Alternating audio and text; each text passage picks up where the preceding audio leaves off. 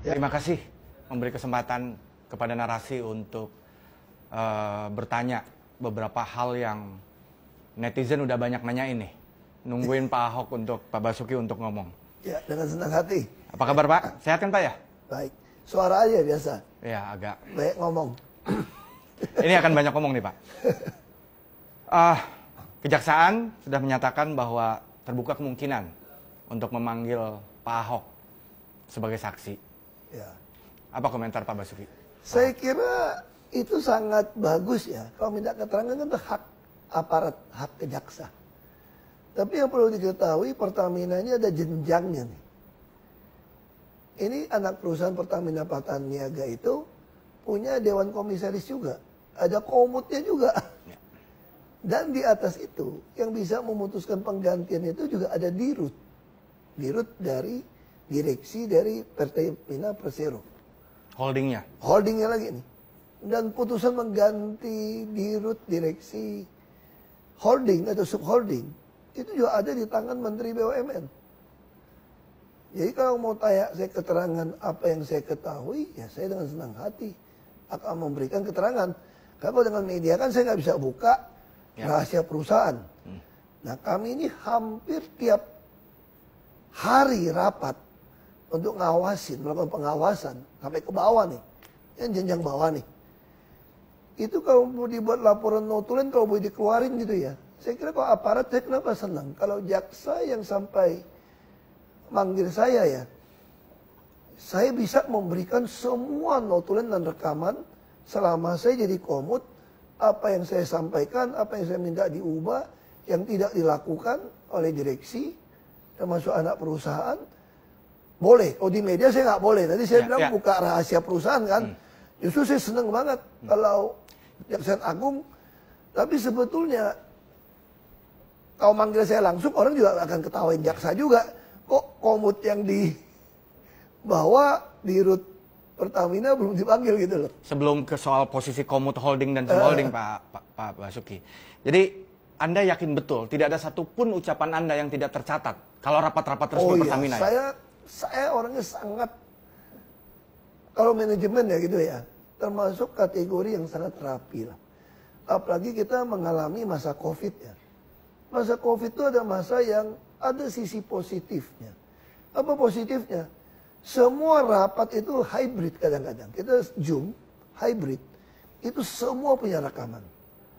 Dan bahkan setiap selesai rapat, saya pasti ada notulen. Dan ini semua lengkap. Ya. Rekaman maupun catatan. Jadi, tapi sebagai komut holding, kan area bergerak Pak Basuki jelas relatif leluasa. Tadi Pak Basuki juga cerita bisa mengawasi sampai level terbawah. Iya. Jadi sebetulnya kan nggak bisa juga dibilang komut holding sama sekali tidak berperan dalam melakukan pengawasan terhadap subholding dalam hal ini Petraniaga. Iya. Kami lakukan pengawasan termasuk soal SPBU. Misalnya soal toilet saja saya urusin.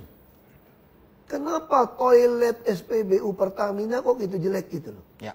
Kenapa nggak mau bagus sama orang mau mampir kayak toko departemen apa yang Alfamart, Indomaret yang kecil-kecil gitu ya, retail itu ya.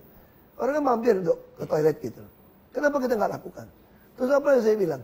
Saya minta semua non tunai pakai kartu My Pertamina, hampir tiap minggu saya awasin. Bahkan mereka mulai bocorin. Masih ingat kan ada politisi yang ledekin saya kan? Ini komut apa dirut? Komut rasa dirut katanya. Ya. Saya bilang, saya ditaruh dimanapun saya merasa saya memiliki perusahaan itu. Saya sampai ledekin, saya bukan komut rasa dirut. Dirut nyaru komut, sialan gue bilang. Ngomong gitu deh. Justru itu Pak Basuki, imajinasi orang terkait seorang Basuki Cahayapurnama itu kerja sangat detail. Ya. Nah, kasus yang menimpa Petraniaga ini, itu kan periodenya kira-kira hampir berhimpitan, tidak sama persis dengan periodenya Pak Basuki bertugas. Karena ekspektasi orang yang sangat in detail, tadi Pak Basuki sampai ngurusin toilet segala rupa. Ini masa nggak pernah dengar nih, sama sekali terkait apa yang kemudian meledak 3-4 hari terakhir ini. Nah ini menarik, saya perlu luruskan. Saya makanya sebetulnya belum mau terima wawancara sebelum ada sidang. Karena saya tidak tahu, saya tidak membaca laporan BAP, penyidikan, saya nggak baca. Tapi saya hanya lihat di media, seolah-olah ada pengoplosan BBM di SPBU. Seolah-olah, ini ledekan ada medsos kita saya baca ya. Pertamax itu adalah Pertalite yang tidak antri. Ya, meme-nya begitu. Sebetulnya saya belum tentu, saya nggak tahu sidang gimana, logikanya. Mobil kita semua yang mewah-mewah itu isi Pertamax. Pertamax Plus. Kalau itu dioplos, mobil saya mogok. Pasti mogok. Mobil-mobil mewah pasti mogok. Karena dirancang dengan yang bagus. Nah, apa yang sering dapat laporan dari 135? Saya awasin laporan 135. Tapi secara teknis saya perlu jelaskan. Mungkin masih banyak orang usia saya masih ingat zaman Pak Faisal Abdul atau apa gitu, di Rut Pertamina dulu. Ya zaman dulu. Itu ada premium. Ketika mobil mewah mulai masuk, itu dia campur jadi super atau apa gitu loh. Bensin super atau apa, saya lupa. Itu gimana caranya? Premium yang ada dikasih aditif. Kasih aditif supaya oktannya naik gitu loh. Itu dicampur di depo di kilang.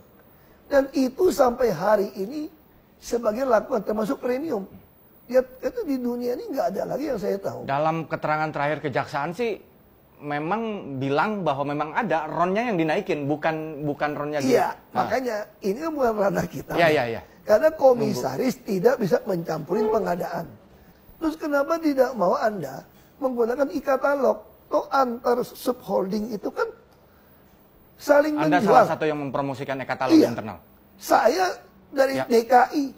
Coba tanya sama Pak Hendy. Saya bolak-balik ke RKPP.